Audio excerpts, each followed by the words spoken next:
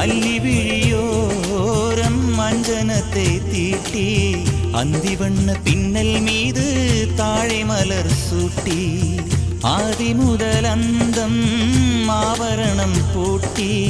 அன்னமிவள் மேடை வந்தாள் மின்னல் முகம் காட்டி கெட்டி மேளம் கொட்டிட மணப்பெண்ணை தொட்டு தாலி கட்டினான் மாப்பிள்ளை.